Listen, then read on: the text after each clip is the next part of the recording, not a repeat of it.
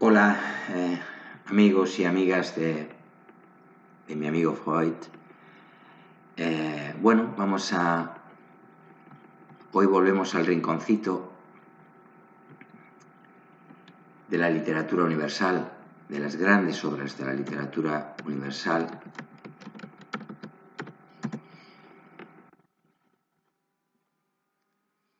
Y vamos a seguir con la biografía, sabiendo más sobre Jane Austen, que vive, recordamos, entre 1775 y 1817.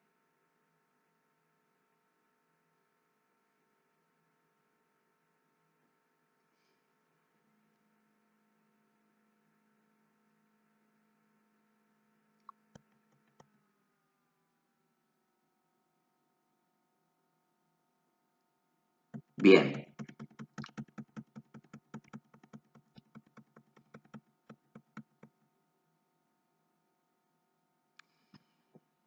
Después de la estancia de que hablamos en su momento, de Steventon y Bath, pasamos a la época de Southampton. Y es que en 1806 la familia de Austen se traslada a Southampton, ciudad situada cerca de la base de la Marina en Portsmouth. Esta circunstancia permitía a las hermanas ver frecuentemente a sus hermanos Frank y Charles, que, como dijimos, servían en la Marina y con el tiempo llegarían ambos a almirantes. En 1809 se mudaron a Chawton, cerca de Alton y Winchester, donde su hermano Edward podía albergarlas en una pequeña casa dentro de una de sus propiedades. Esta casa tenía la ventaja de estar en Hampshire, el mismo condado en que estaba la casa de su niñez. Una vez instaladas, Jane retomó sus actividades literarias revisando Sentido y Sensibilidad, que fue aceptada por un editor en 1810-1811, aunque la autora asumía los riesgos. Apareció el título de forma anónima en octubre, con esta única anotación sobre su autoría: by a letter. Según el diario de Fanny Knight, sobrina de Austen, recibió una carta de la tía Cass rogándome, la cita es textual, que no mencionara que la tía Jane era la autora de Sentido y Sensibilidad. Tuvo al menos 2 críticas favorables y se sabe que los beneficios para Austen tras su publicación fueron de 140 libras esterlinas.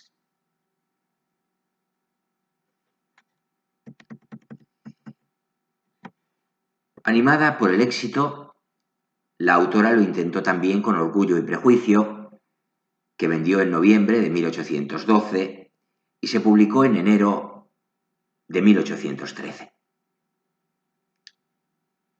Al mismo tiempo comenzó a trabajar en Mansfield Park. En ese año de 1813, la identidad de la autora de Orgullo y Prejuicio comenzó a difundirse gracias a la popularidad de la obra y la indiscreción de su familia. No obstante, al haber vendido los derechos sobre la obra por 110 libras, no recibió ganancia de ello. Ese mismo año, se publicó la segunda edición de ambas obras. En mayo de 1814 apareció Mansfield Park, obra de la que se vendieron todos los ejemplares en solo 6 meses, y Austen comenzó a trabajar en Emma.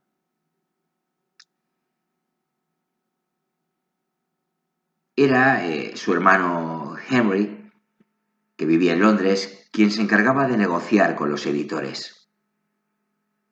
Cuando Jane iba a Londres, se quedaba en su casa. En 1813, Henry Austen fue tratado por el señor Clark, médico del príncipe regente, el cual, al descubrir que Austen era la autora de Orgullo y Prejuicio y Sentido y Sensibilidad, obras que apreciaba mucho, se lo comunicó a éste. Solicitó a Henry que le fuera dedicada la siguiente novela de la autora, algo que es posible que no halagara a Austen, pues según una de sus cartas no guardaba una buena opinión de los príncipes a causa de sus conocidas infidelidades.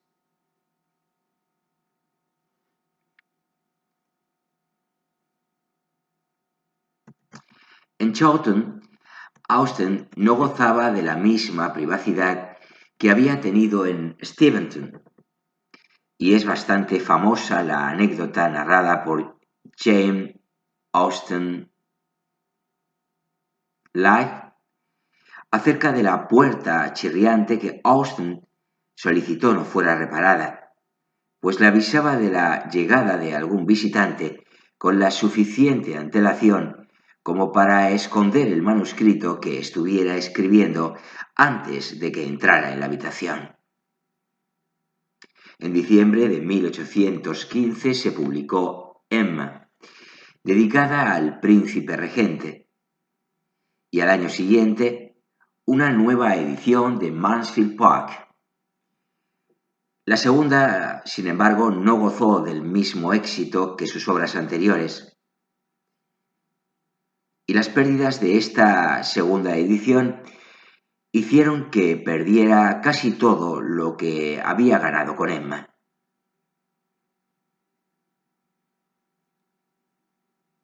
Comenzó Persuasión en agosto de 1815. Un año después, empezó a encontrarse mal. A comienzos de 1817 comenzó Sanditon, pero tuvo que abandonarla por su estado de salud.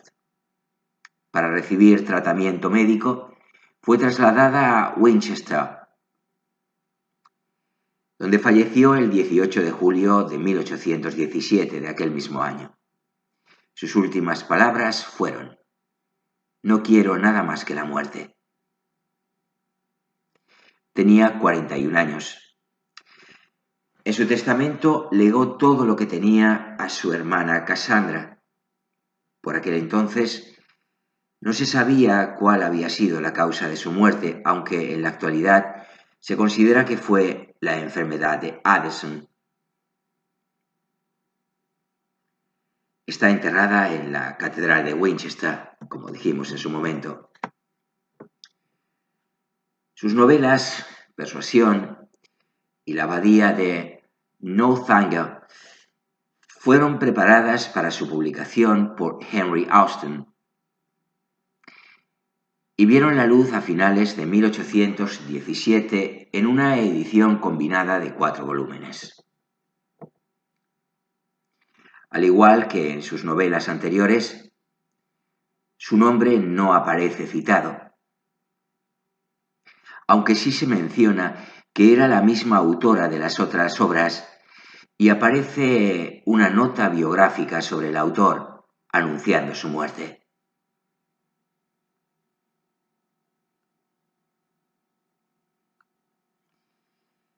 El epitafio en la Catedral de Winchester no menciona que fue la autora de sus conocidas novelas.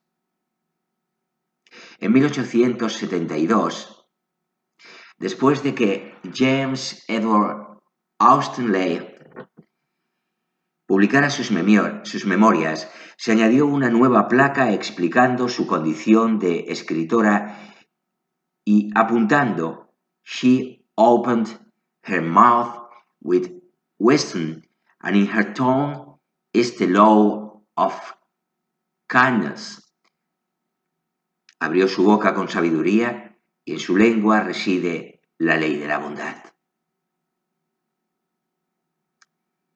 El único retrato de la escritora considerado auténtico es un dibujo realizado para ilustrar las memorias de Austen Leigh, una reinterpretación realizada en época victoriana de un dibujo de su hermana.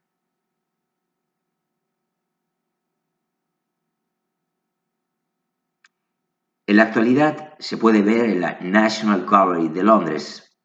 A partir de este, han sido creadas todas las variaciones de retratos de Jane Austen que podemos encontrar hoy en día.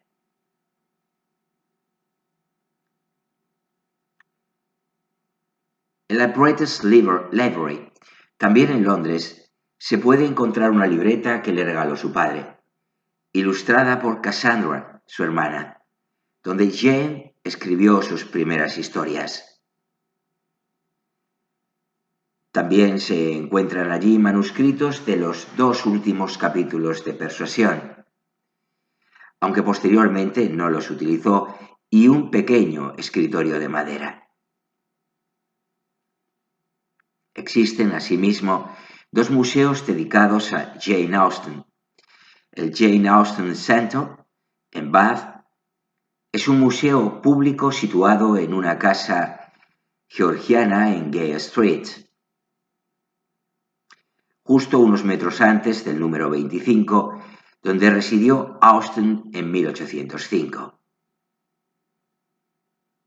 Por último, el Jane Austen's House Museum se encuentra en la cabaña de Chawton, en Hampshire, lugar donde vivió la escritora desde 1809 hasta 1817.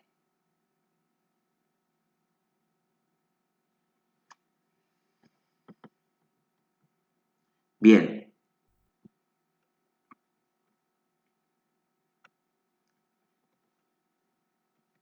Ahora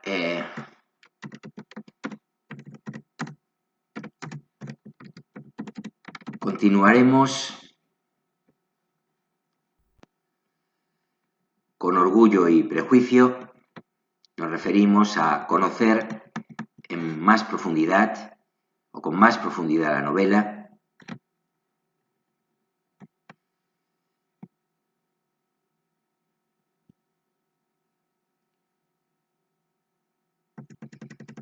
Bien.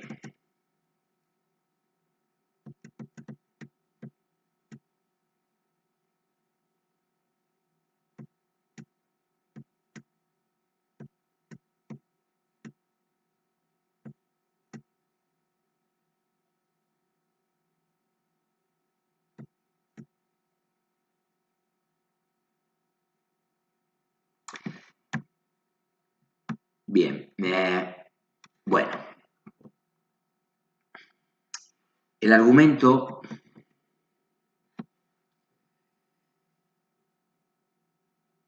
Bueno, antes de adentrarnos en el argumento, en un recorrido rápido por cómo se desarrolla la novela, se trata de una novela romántica que aborda los temas del conocimiento de sí mismo, de la felicidad, la feminidad, el orden social, el matrimonio, la clase social, el perspectivismo y el orgullo. Está ambientada en 1810,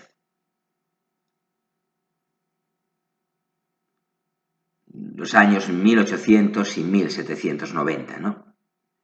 Luego veremos por qué.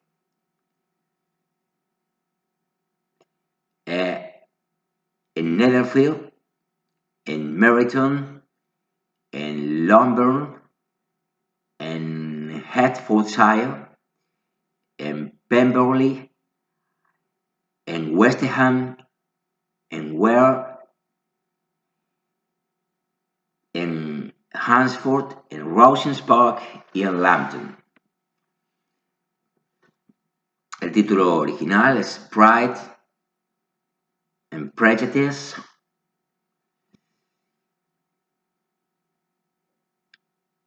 Y bueno, recordamos que la fecha de publicación es el 27 de enero de 1813, 27-28 de enero de 1813. Se publicó en formato de papel rústico y cartoné.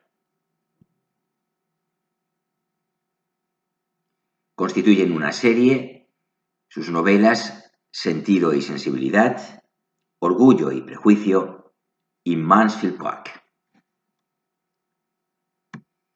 Y ahora sí, vamos con el argumento. La novela describe poco más de un año en la vida de un pequeño grupo de jóvenes en el campo cerca de Londres, en el cambio de siglo, del 18 al 19, durante el reinado de Jorge III. En el centro de esta sociedad se encuentra la familia Bennet, con sus 5 hijas casaderas, de entre 15 y 23 años, de mayor a menor, Jane, Elizabeth, Mary, Catherine y Lydia. La señora Bennet ve el matrimonio como la única esperanza para sus hijas, pues tras la muerte del señor Bennet, las jóvenes quedarán abandonadas a su suerte cuando William Collins, primo de las muchachas, herede todo debido a que la propiedad forma parte de un mayorazgo del que es beneficiario. El mayorazgo solo se transmite por linaje masculino, de manera que al fallecimiento del padre, la madre y las hijas perderán la mayor parte de la fortuna y el derecho a habitar la propiedad. La señora Bennet está muy emocionada por las noticias de la llegada de un hombre soltero de considerable fortuna, 5.000 libras anuales al vecindario, Charles Bingley. El señor Bingley ha alquilado la finca Netherfield, donde planea establecerse temporalmente con sus 2 hermanas, la señorita Bentley y la señora Hurst, así como su cuñado, el señor Hurst. La señora Bennet espera casar a alguna de sus hijas con el señor Bingley.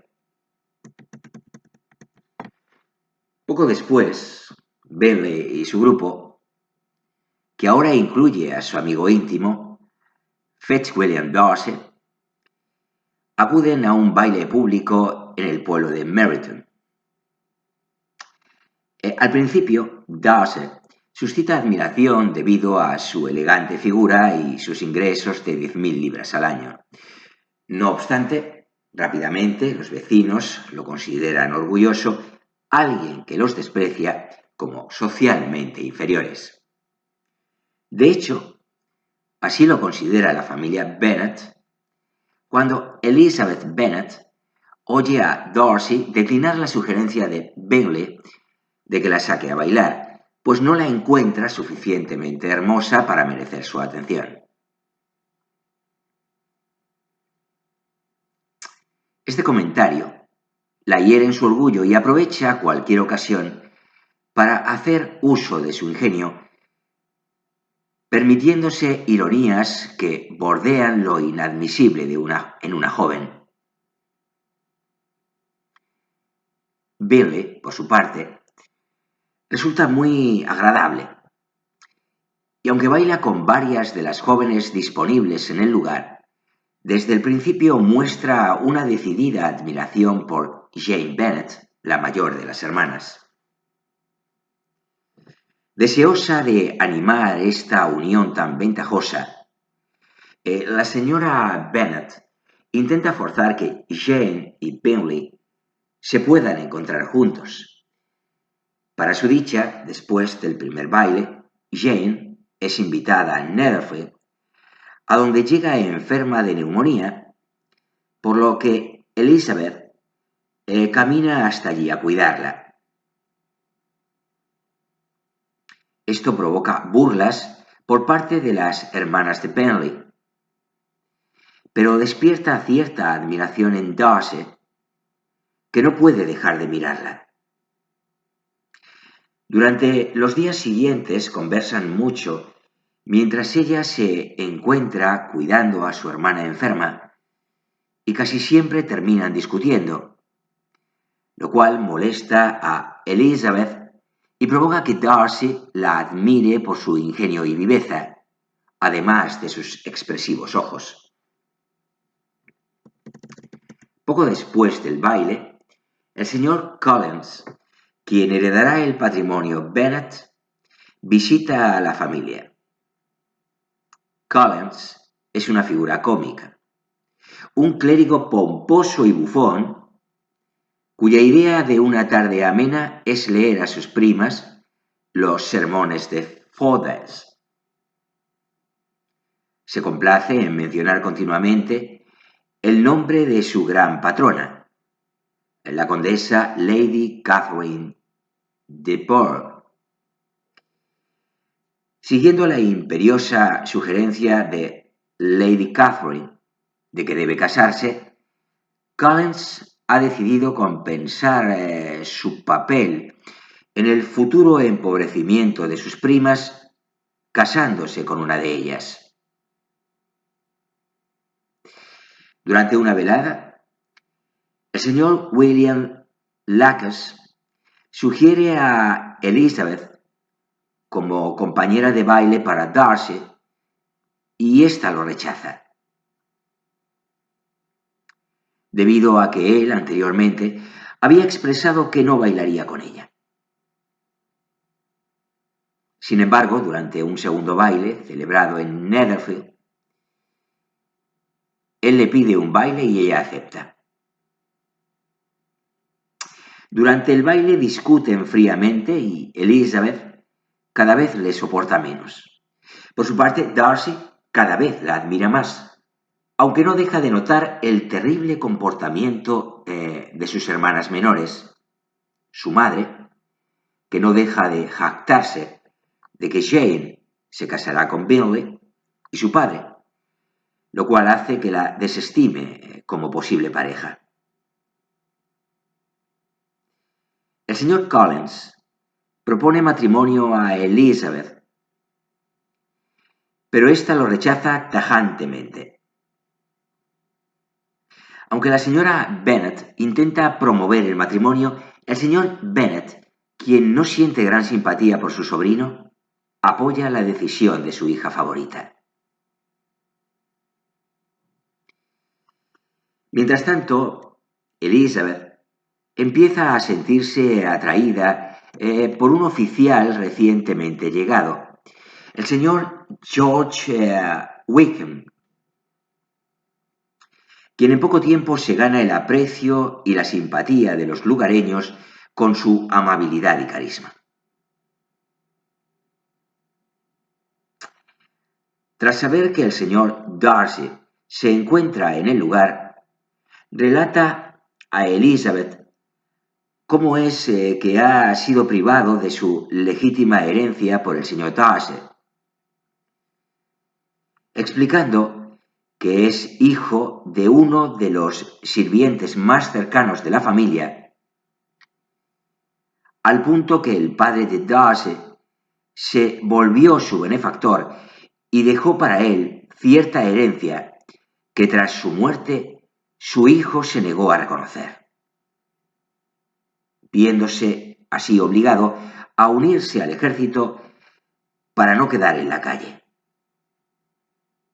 Con esto se fortalece la reprobación de Elizabeth hacia Darcy, dados los prejuicios que tiene en su contra, después que Elizabeth rechace al señor Collins. Este se casa rápidamente con Charlotte Lucas, la mejor amiga de Elizabeth, quien acepta su ofrecimiento con una estimación realista de sus opciones, dado que ya ha cumplido 27 años y solo tiene una pequeña dote.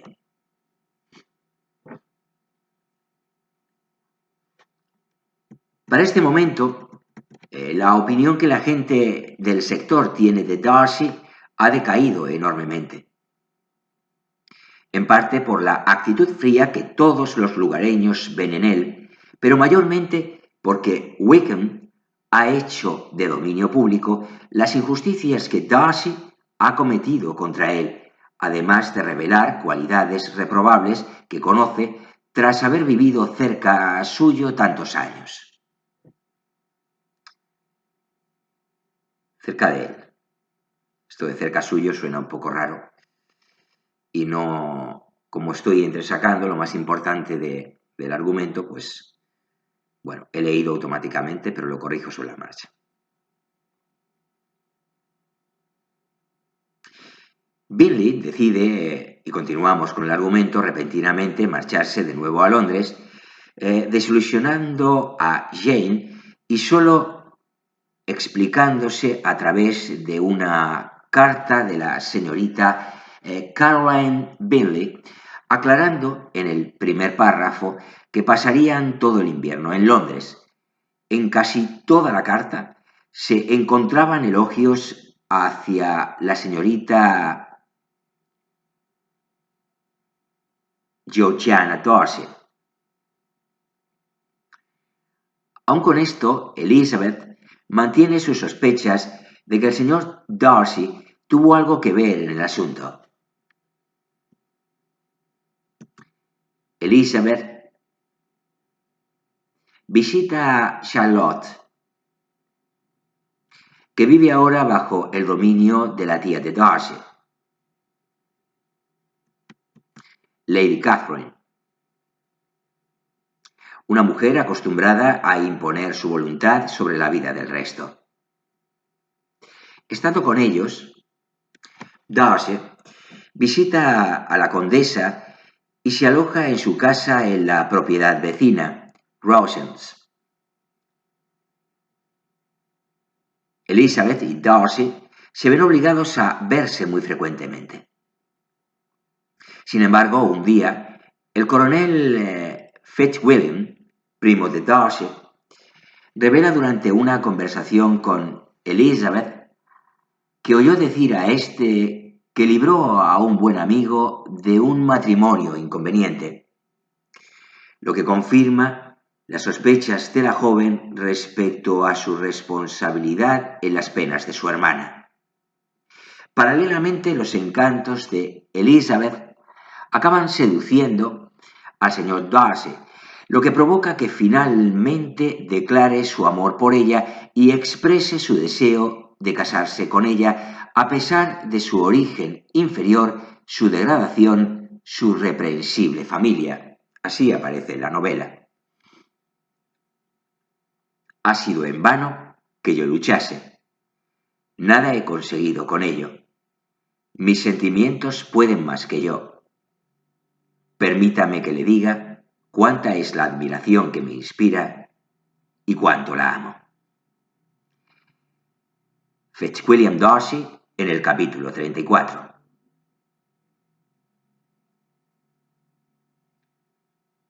Sorprendida e insultada por tan arrogante propuesta de matrimonio, nuevamente herida en su orgullo y enfadada por su reciente descubrimiento de que fue Darcy quien convenció a su amigo Bingley para que cortara su relación con Jane, y sumado al rechazo por sus injusticias hacia Wickham Elizabeth lo rechaza en términos inequívocos y de la forma más hiriente que le es posible, creando uno de los momentos más trascendentales de la trama. Desde el principio, casi desde el primer instante en que le conocí, sus modales me convencieron de su arrogancia, de su vanidad y de su egoísta desdén hacia los sentimientos ajenos. Me disgustaron de tal modo que hicieron nacer en mí la desaprobación que los sucesos posteriores convirtieron en firme desagrado. Y no hacía un mes aún que le conocía, cuando supe que usted sería el último hombre en la tierra con el que podría casarme. Elizabeth Bennet, capítulo 34. Darcy, molesto y herido por las recriminaciones de Elizabeth, decide retirarse disculpándose por incordiarla con una declaración que le produjo semejante rechazo. Al día siguiente, intercepta a Elizabeth mientras ella da su paseo matutino, le entrega una carta y se despide fríamente. En la carta, Darcy explica que no siente la necesidad de disculparse por la forma en que habló de su familia, ya que considera que su juicio sobre ellos es acertado.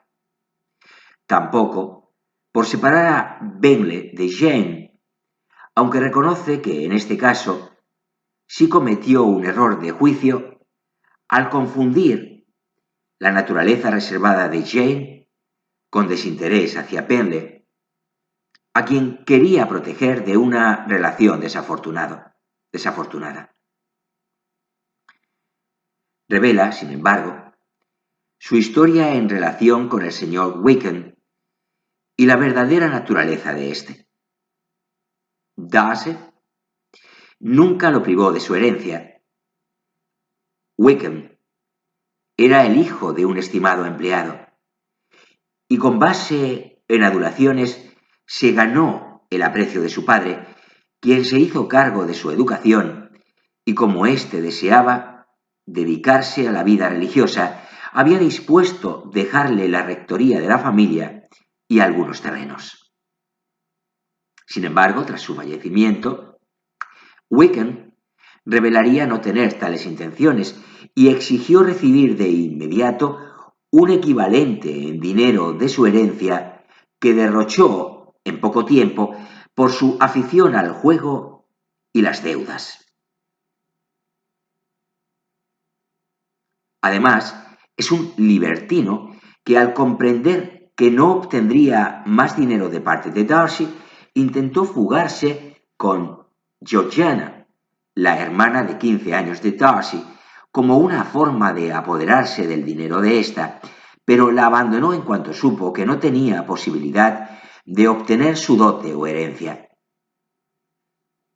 Elizabeth queda avergonzada a la vista de estas aclaraciones y reconoce que el orgullo y el prejuicio la habían cegado. También reconoce que ante el comportamiento galante de Wickham había decidido atribuirle cualidades de las que ahora comprendía que carecía tras repasar los actos y comentarios que recordaba de él. De la misma forma, había preferido calificar el carácter silencioso de Darcy como defecto, sin detenerse a ver la amabilidad y rectitud que había demostrado en varias ocasiones desde que se conocieron. Tras razonarlo, no le queda más que aceptar también que el caballero tenía razones válidas para censurar a sus padres y a sus hermanas menores, ya que incluso ella sentía vergüenza ajena por su forma de actuar en los eventos sociales y que Darcy simplemente ha demostrado con sus actos la misma preocupación y aprecio por Bingley que ella tenía hacia Jane. No obstante, lamenta el haber rechazado a Darcy y solo desea volver a verlo.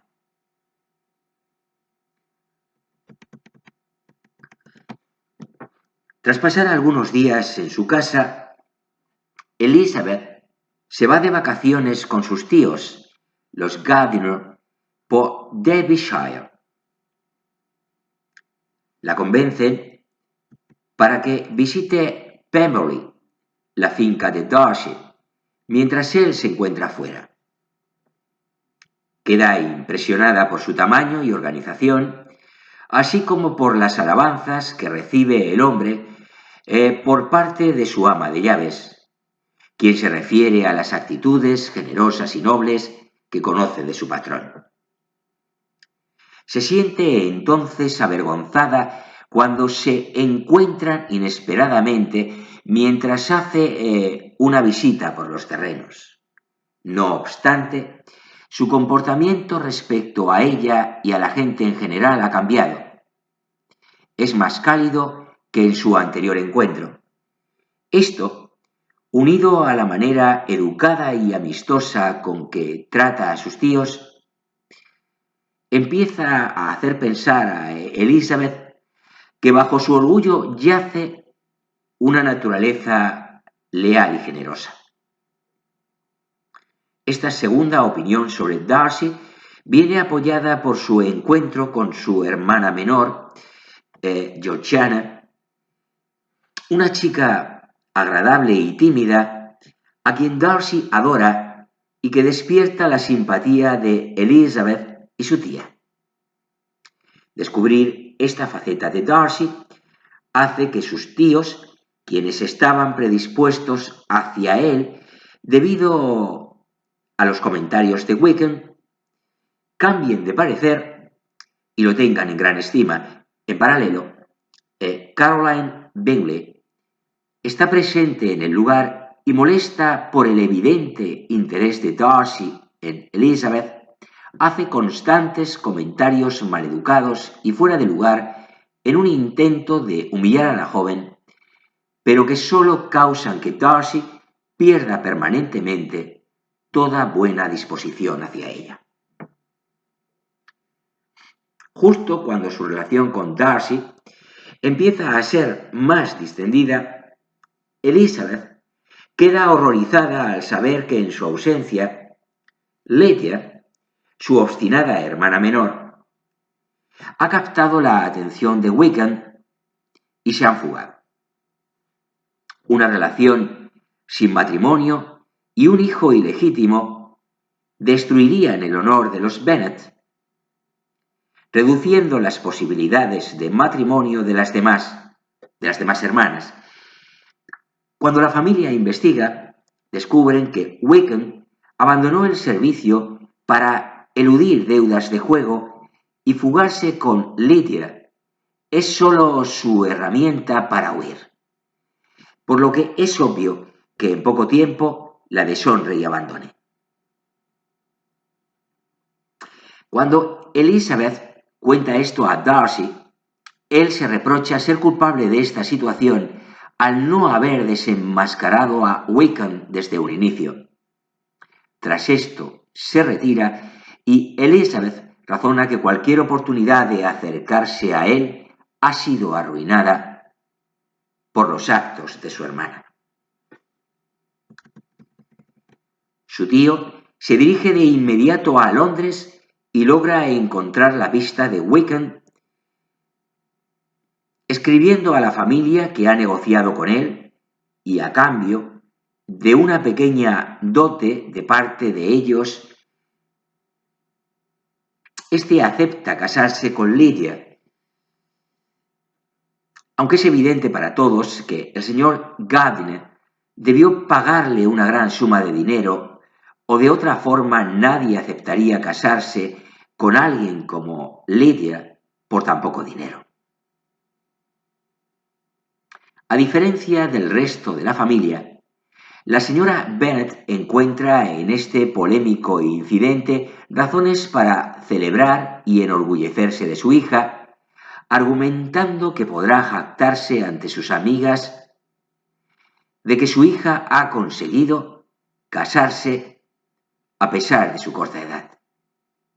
A raíz de este incidente, el señor Bennet decide abandonar su actitud apática hacia su familia y se involucra más en la disciplina de Catherine, convirtiéndose en una figura estricta e implacable para evitar que siga los pasos de su hermana. Cuando la flamante pareja visita el hogar, Elizabeth descubre accidentalmente, gracias a los despreocupados comentarios de Lydia, que Darcy ha jugado un papel importante en la solución de este incidente y además ha costeado la boda exigiendo que su intervención se guarde en secreto. Más tarde, su tía, la señora Gardiner, confirma que es Darcy quien encontró a Wickham, desembolsó una exorbitante suma para convencerlo de casarse y corrió con todos los gastos de la ceremonia. Este acto final completa un giro radical en los sentimientos de Elizabeth, quien ahora lamenta haber rechazado la declaración de Darcy y comprende que las primeras impresiones, guiadas por el orgullo y el prejuicio, no siempre son las verdaderas. Aún así, no guarda esperanzas de ningún tipo de acercamiento con Darcy, razonando que fue demasiado cruel al rechazar su confesión, aun cuando éste se mostró amable y atento con ella en Pemberley. Ahora que su hermana menor ha generado tal escándalo, él debe haber descartado cualquier interés en relacionarse con los Bennet, especialmente teniendo en cuenta que esto le supondría convertirse en cuñado del despreciable Wickham. Poco tiempo después, Bingley regresa a Netherfield, ocasión que aprovecha la señora Bennet para intentar forzar un reencuentro con Jane, cosa que se logra en lo que se insinúa como una intervención de Darcy y da pie a continuas visitas por parte de ambos a la casa Bennet.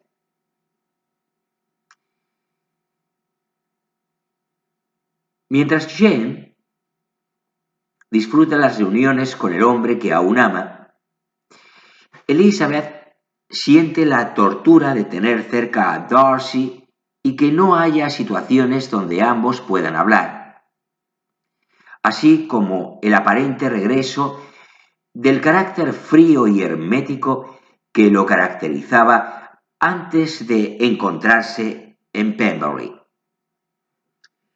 Días después, Darcy debe retirarse temporalmente a Londres mientras Bingley consigue armarse de valor para pedir la mano de Jane, lo que causa alegría en toda la familia.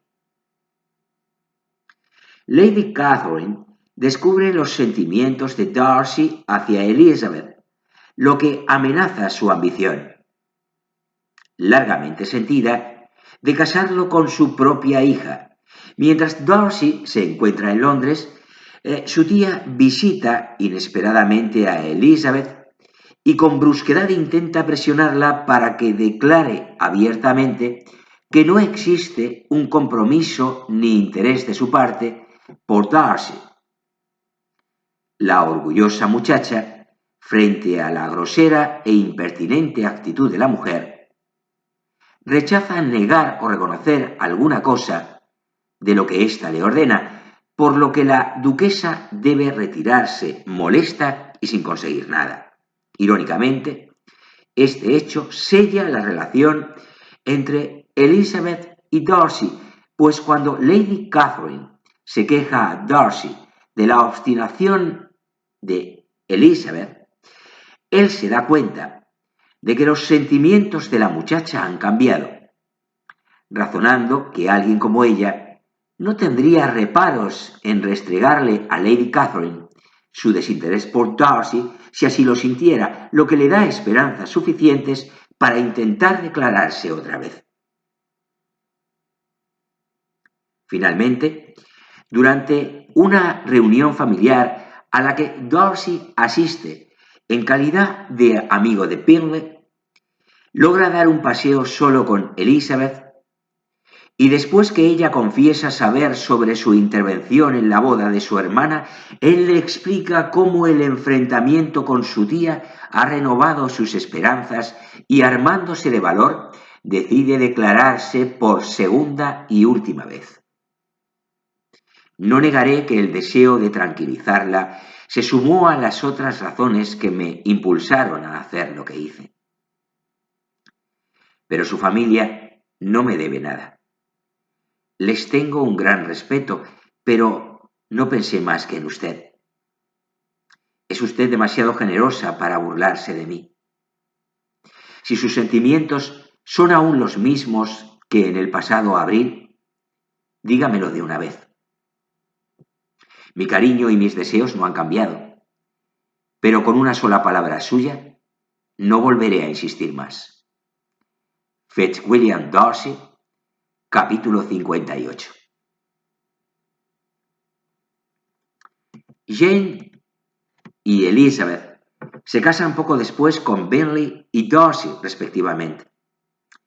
Tras su matrimonio, Elizabeth y Darcy se establecen definitivamente en Pemberley, junto a Georgiana, quien se ha convertido no solo en su cuñada, también en su mejor amiga.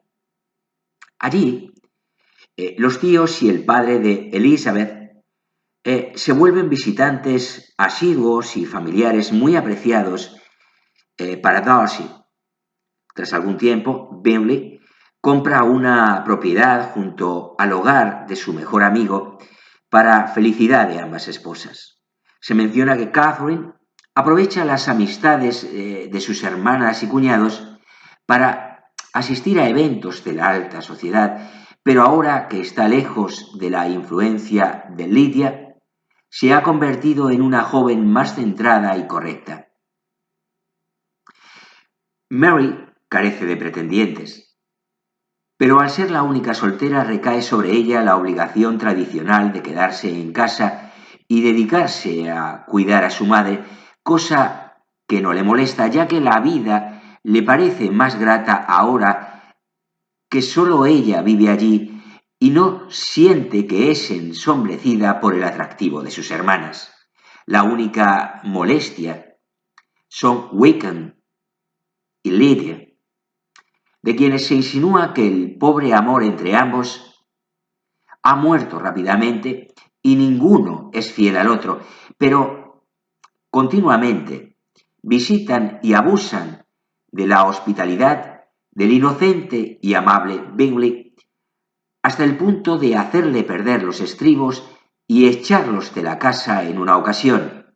También constantemente se ven llenos de deudas, por lo que Elizabeth intenta ayudarles con sus propios ingresos, pero rápidamente lo despilfarran y nuevamente hay que ayudarles con más dinero o buscarles viviendas más baratas.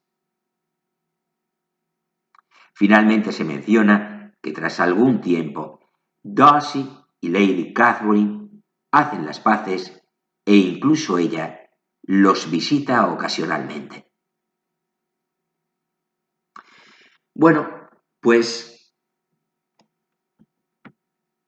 esto sería muy desarrollado el argumento de la obra que tenemos entre manos, Orgullo y Prejuicio. Ahora procedemos a la lectura interpretada del capítulo 4. Bueno, procedemos a ello. Pues efectivamente me retiro de la escena como habitualmente hago y paso a la lectura efectivamente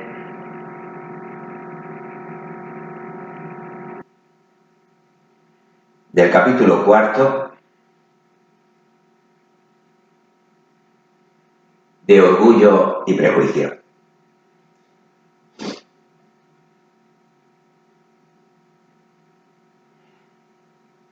Cuando Jane y Elizabeth se quedaron solas. La primera, que había sido cautelosa a la hora de elogiar al señor Bingley, expresó a su hermana lo mucho que lo admiraba. «Es todo lo que un hombre joven debería ser», dijo ella. «Sensato, alegre, con sentido del humor. Nunca había visto modales tan desenfadados, tanta naturalidad con una educación tan perfecta». «Y también es guapo», replicó Elizabeth, «lo cual nunca está de más en un joven, de modo que es un hombre completo». Me sentí muy adulada cuando me sacó a bailar por segunda vez. No esperaba semejante cumplido. ¿No te lo esperabas? Yo sí. Esa es la gran diferencia entre nosotras. A ti los cumplidos siempre te cogen de sorpresa, a mí nunca. Era lo más natural que te sacase a bailar por segunda vez.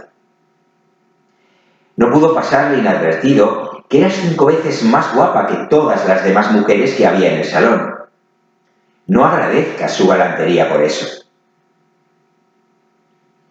Bien, la verdad es que es muy agradable. Apruebo que te guste. Te han gustado muchas personas estúpidas. Lizzie, querida. Oh, sabes perfectamente que tienes cierta tendencia a que te guste toda la gente.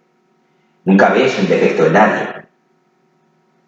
Todo el mundo es bueno y agradable a tus ojos. Nunca te he oído hablar mal de un ser humano en mi vida. No quisiera ser imprudente al censurar a alguien, pero siempre digo lo que pienso. Ya lo sé. Y es eso lo que lo hace asombroso. Estás tan ciega para las locuras y tonterías de los demás con el buen sentido que tienes. Fingir candor es algo bastante corriente. Se ve en todas partes. Pero ser cándido sin ostentación, ni premeditación, quedarse con lo bueno de cada uno, mejorarlo aún y no decir nada de lo malo, eso solo lo haces tú. Y también te gustan sus hermanas, ¿no es así? Sus modales no se parecen en nada a los de él. Al principio, desde luego que no, pero cuando charlas con ellas son muy amables. La señorita Bingley va a venir a vivir con su hermano y ocuparse de su casa. Y o mucho me equivoco, o estoy segura de que encontraremos en ella una vecina encantadora. Elizabeth escuchaba en silencio, pero no estaba convencida. El comportamiento de las hermanas de Bingley no había sido a propósito para agradar a nadie.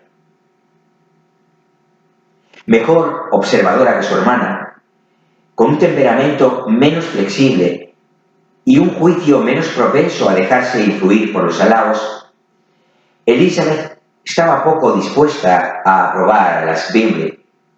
Eran, en efecto, unas señoras muy finas, bastante alegres cuando no se las contrariaba, y cuando ellas querían, muy agradables, pero orgullosas y engreídas. Eran bastante bonitas. Habían sido educadas en uno de los mejores colegios de la capital y poseían una fortuna de 20.000 libras. Estaban acostumbradas a gastar más de la cuenta y a relacionarse con gente de rango, por lo que se creían con el derecho de tener una buena opinión de sí mismas y una pobre opinión de los demás. Pertenecían a una honorable familia del norte de Inglaterra, circunstancia que estaba más profundamente grabada en su memoria que la de que tanto su fortuna como la de su hermano había sido hecha en el comercio. El señor Bingley heredó casi 100.000 libras de su padre, quien ya había tenido la intención de comprar una mansión, pero no vivió para hacerlo. Perdón. El señor Bingley pensaba de la misma forma y a veces parecía decidido a hacer la elección dentro de su condado. Pero como ahora disponía de una buena casa y de la libertad de un propietario, Los que conocían bien su carácter tranquilo dudaban el que no pasase el resto de sus días en Netherfield y dejase la compra para la generación venidera. Sus hermanas estaban ansiosas de que él tuviera una mansión de su propiedad, pero aunque en la actualidad no fuese más que arrendatario, la señorita Bingley no dejaba por eso de estar deseosa de presidir su mesa. Ni la señora Hurst, que se había casado con un hombre más elegante que rico, estaba menos dispuesta a considerar la casa de su hermano como la suya propia siempre que le conviniese. A los 2 años escasos de haber llegado el señor Bingley a su mayoría de edad, una casual recomendación le indujo a visitar la posesión de Netherfield. La vio por dentro y por fuera durante media hora y se dio por satisfecho con las ponderaciones del propietario, alquilándola inmediatamente. Entre él y Darcy existía una firme amistad a pesar de tener caracteres tan opuestos. Bingley había ganado la simpatía de Darcy por su temperamento abierto y dócil y por su naturalidad. Aunque no hubiese una forma de ser que ofreciese mayor contraste a la suya, y aunque él parecía estar muy satisfecho de su carácter. Bingley sabía el respeto que Darcy le tenía, por lo que confiaba plenamente en él, así como en su buen criterio. Entendía a Darcy como nadie. Bingley no era nada tonto, pero Darcy era mucho más inteligente. Era al mismo tiempo arrogante, reservado y quisquilloso. Y aunque era muy educado, sus modales no le hacían nada atractivo. En lo que a esto respecta, su amigo tenía toda la ventaja. Bingley estaba seguro de caer bien donde quiera que fuese. Sin embargo, Darcy era siempre ofensivo. El mejor ejemplo es la forma en la que hablaron de la fiesta de Meryton. Bingley nunca había conocido a gente más encantadora ni a chicas más guapas en su vida. Todo el mundo había sido de lo más amable y atento con él. No había habido formalidades ni rigidez, y pronto se hizo amigo de todo el salón. Y en cuanto a la señorita Bennet, no podía concebir un ángel que fuese más bonito. Por el contrario, Darcy había visto una colección de gente en quienes había poca belleza y ninguna elegancia. Por ninguno de ellos había sentido el más mínimo interés y de ninguno había recibido atención o placer alguno. Reconoció que la señorita Bennet era hermosa, pero sonreía demasiado. La señora Hurst y su hermana lo admitieron, pero aún así les gustaba y la admiraban. Dijeron de ella que era una muchacha muy dulce y que no pondrían inconveniente en conocerla mejor.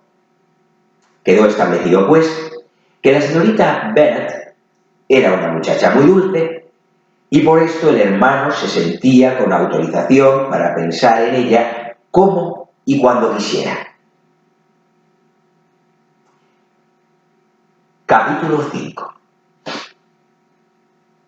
A poca distancia de Longbourn vivía una familia con la que los Bennet tenían especial amistad.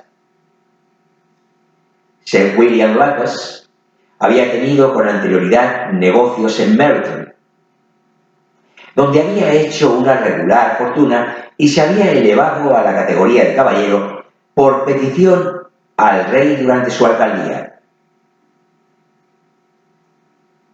Esta distinción se le había subido un poco a la cabeza y empezó a no soportar tener que dedicarse a los negocios y vivir en una pequeña ciudad comercial. Así que dejando ambos, se mudó con su familia a una casa a una milla de Meryton, denominada desde entonces Lucas Lodge.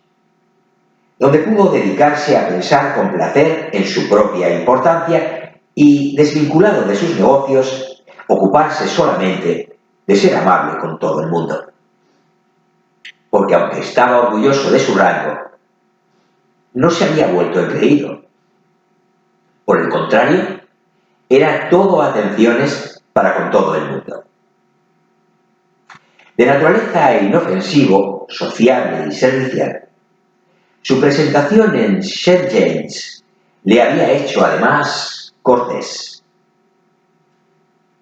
La señora Lacus era una buena mujer, aunque no lo bastante inteligente para que la señora Bennet la considerase una vecina valiosa. Tenían varios hijos. La mayor, una joven inteligente y sensata de unos 20 años, era la amiga íntima de Elizabeth. Que las Lacus y las Bennet se reuniesen para charlar después de un baile era algo absolutamente necesario, y la mañana después de la fiesta, las Lacus fueron a London para cambiar impresiones. «Tú empezaste bien la noche, Charlotte», dijo la señora Bennet, fingiendo toda amabilidad posible hacia la señorita Lacus.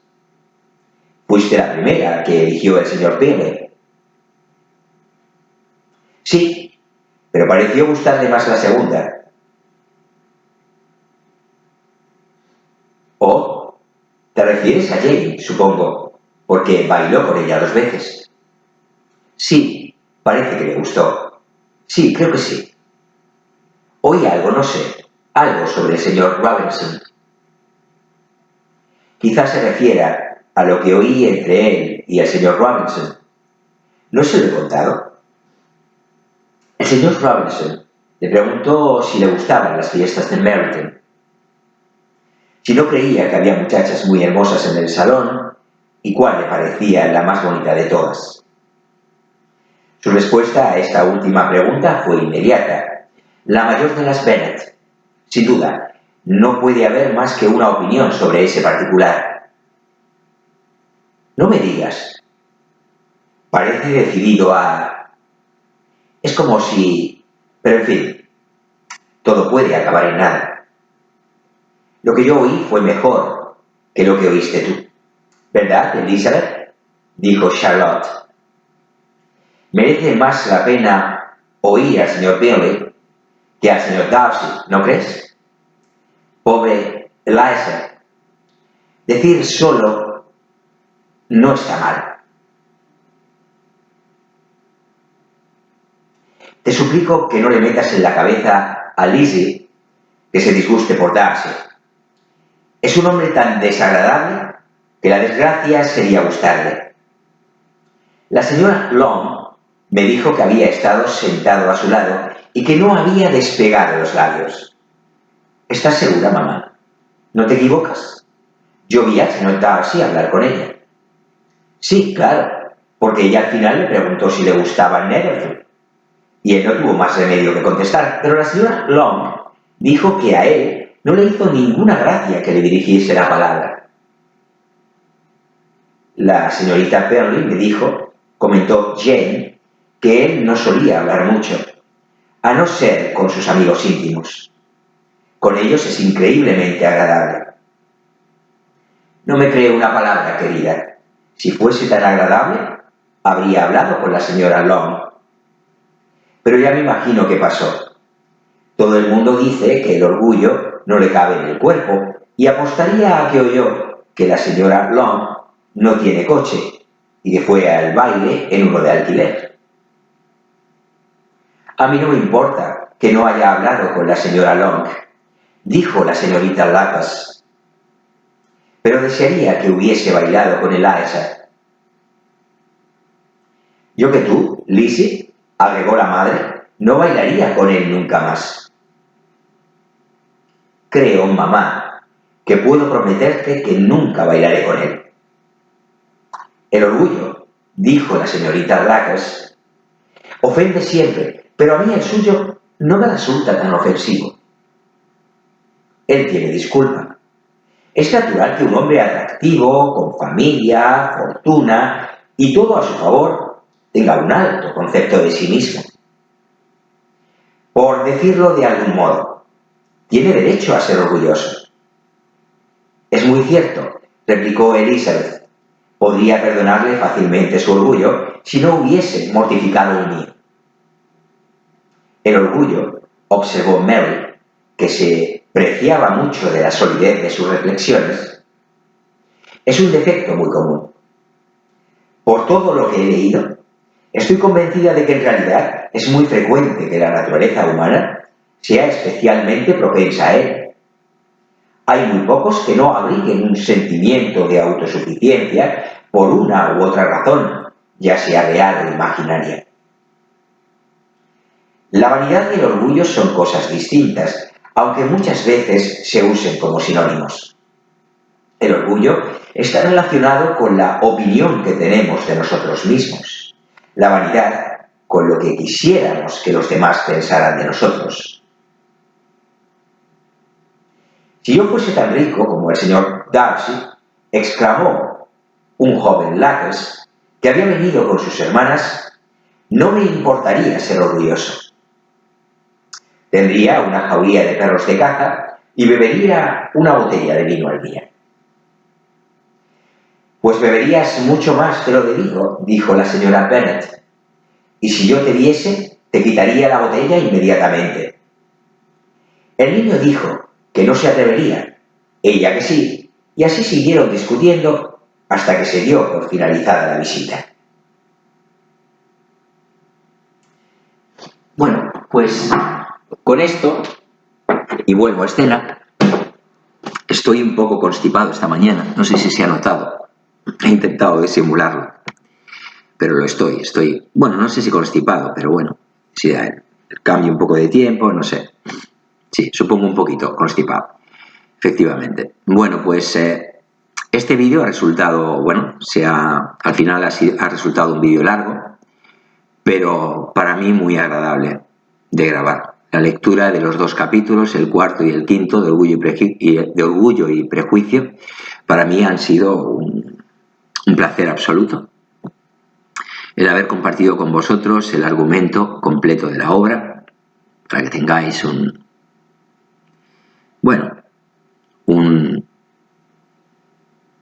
esquema mental de la trama. También me ha gustado mucho y haceros conocer un poco mejor a la autora, a Jane Austen, ha sido igualmente agradable para mí.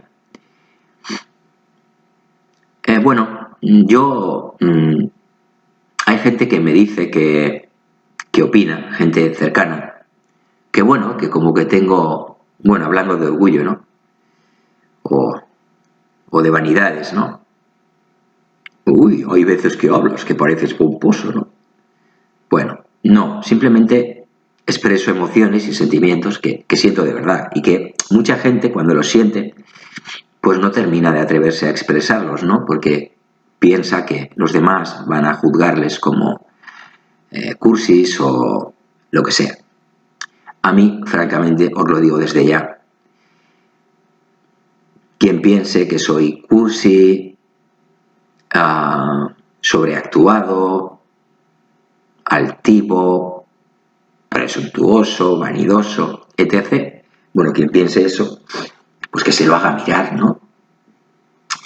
Pero, francamente, soy como soy y quiero que me percibáis así. Esa es la razón por la que no edito, por la que me pongo a grabar con resfriado, por la que si me apetece grabar un vídeo, pues no miro si tengo los pelitos perfectos, que no los tengo para nada, ¿vale? Quiero que me conozcáis tal cual soy y que juzguéis a la persona que se os muestra, tal cual se os muestra, ¿no? Bueno, espero caeros igual de bien que mi amigo Freud, al que tengo en gran estima. Estoy, lógicamente, siendo Bueno, estoy haciendo juegos de palabras, ¿no? Tengo buen humor hoy, intento tenerlo todos los días. Y haciendo, uso de este buen humor, gala de este buen humor, pues me despido de vosotros, os agradezco enormemente la compañía que me brindáis, el apoyo al canal, vuestro compromiso con él. Mi último vídeo sobre psicología evolucionista, ayer lo miré, en menos de 2 días ha recibido 350 visitas. Me ha sorprendido absolutamente. No lo esperaba en un mes de vida del canal, escaso. Y bueno, pues os animo, desde luego no hay 350 suscriptores todavía, ¿no? Ojalá, pero llegaremos, confío en ello. Os animo a contribuir a que el número de suscriptores crezca.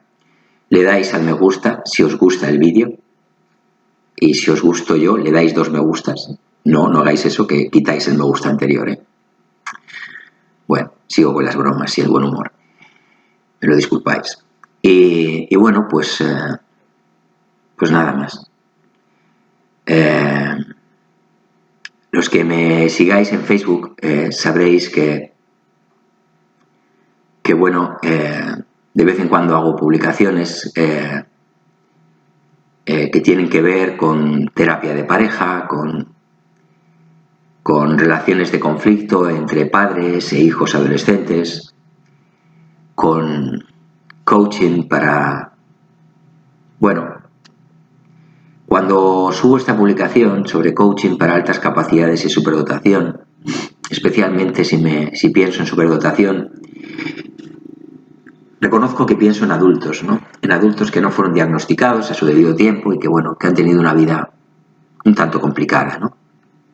Por sentirse diferentes y verse a sí mismos como raros. Vamos, que les ha costado adaptarse a los entornos que han tenido que vivir, ¿no? Pero bueno, también hay niños y también hay adolescentes cuyas altas capacidades y superdotación les hace, y especialmente a estas edades donde se están forjando identidades, ¿no? Bueno, pues es especialmente importante, como sabemos, la relación con los iguales, ¿no? Con los compañeros del cole, y bueno, sentirse diferente sin saber por qué es algo muy delicado cuando hablamos de niños, adolescentes y de adultos jóvenes, ¿no? Bueno, pues estos servicios de coaching, estos servicios de asesoramiento psicológico para lidiar con los conflictos con hijos e hijas adolescentes que, bueno, que enarbolan una rebeldía que nos cuesta entender y que además nos cuesta controlar, ¿no? Toda esta serie de publicaciones, insisto, coaching para adolescentes, para adultos con superdotación y altas capacidades, pero también para adolescentes. Los niños nos quedan demasiado pequeños para utilizar el término coaching. A los niños se les cuida de otra manera, ¿no? Especialmente cuidando a los padres y aportándoles toda la información sobre la realidad de sus hijos cuando son altamente capaces o superdotados, porque eso también va acompañado de una hipersensibilidad y de una hiperexcitabilidad muy acentuada. Bueno, valga la redundancia por lo de hiper. Y lo que digo, toda esta serie de publicaciones, incluida, que se me olvidaba, la de subrayo porque hay mucha gente que me lo está preguntando últimamente y aprovecho el vídeo para, bueno, pues para hacerlo saber, ¿no? Por si hay coincidencia entre algún espectador del canal y personas que me preguntan en Facebook. Sí, hago terapia de parejas o asesoro psicológicamente a uno de los dos miembros de la pareja, porque hay veces que hay uno de ellos que se niega en redondo, ¿no? Porque, bueno, claro, ir al psicólogo es algo así como, es que no estoy bien y yo sí que estoy bien, ¿vale? Bueno, esas tontadas que todavía existen en el imaginario colectivo, ¿no? Y en muchas personas adultas, sí, en la actualidad todavía. Entonces, bueno, eso y por último, mi publicación sobre las clases particulares, sí, clases particulares, eso es, sí. Sí, no tengo 20 años y doy clases particulares. ¿Por qué lo hago? Os voy a explicar. Yo llevo dando clases particulares 20 años, tranquilamente. En un principio empecé a darlas porque necesitaba el ingreso. Luego seguí dándolas porque era un complemento interesante, con el que poder financiar según qué cosas, ¿no? Viajes, formación. Y ahora las doy por razones estrictamente vocacionales. Me gusta contribuir a que los niños y adolescentes a los que doy clases entre quinto de primaria y segundo de bachillerato. Si atiendo a universitarios es en otro plano, no en este plano de las clases particulares. Bueno, pues entre quinto de primaria y segundo de bachillerato para mí es un tramo pues eso, del currículum académico, en el que si se interviene, cuando es necesario, claro, si se interviene y se interviene con éxito y se hace de manera adecuada, los resultados pueden ser trascendentales para la felicidad del futuro adulto, tanto en el éxito personal, en el éxito profesional, en el éxito académico. Yo desarrollo programas de tutorización integral. No solamente explico matemáticas, de las que soy un apasionado, no solamente doy clases de ciencias, a las que adoro, todas las disciplinas científicas, la física y sus distintas ramas, astrofísica, química, la química física, la bioquímica. Me encanta la biología, pero también me encantan las humanidades. La historia, la filosofía, las lenguas muertas, así llamadas, ¿no? Que son nuestras lenguas madres, el griego y el latín. Bueno, la literatura, aquí está una prueba de ello. Por lo tanto, he dado clases tanto de lo que antes se llamaba letras y ciencias, tanto de letras como de ciencias, y lo que ahora se llaman, bueno, pues eso, ciencias, incluyendo las matemáticas. Y cuando digo ciencias hablo de biología, de química, de física, de geología, bueno, y todas las combinaciones interdisciplinares, ¿no?, que podáis imaginar. Me encanta la neurociencia por la misma razón, porque además la neurociencia es una herramienta imprescindible para hacer un buen trabajo en psicología, ¿no? En la psicología de hoy. La tecnología para observar el cerebro en vivo se ha desarrollado muchísimo en los últimos años y de eso nos beneficiamos todos los que trabajamos en salud mental, ¿no? Bueno, pues como comento, doy clases particulares porque me encanta aprender, me fascina el conocimiento, entender la realidad que me rodea en su más amplio sentido, desde todos los puntos de vista, desde todas las perspectivas. Y como me encanta aprender, una derivada inevitable es que me encanta enseñar.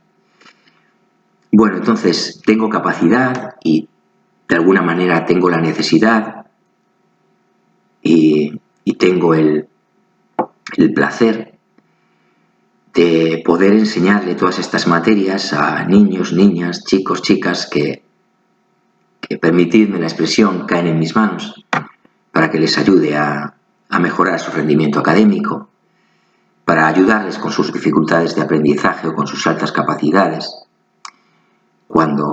que a veces van de la mano, no siempre, cuando se dan tales circunstancias y bueno, soy un gran conocedor de de los procesos de aprendizaje que se dan en la adolescencia y de las interferencias que se producen en procesos de enseñanza-aprendizaje, especialmente en contextos formales durante esta etapa vital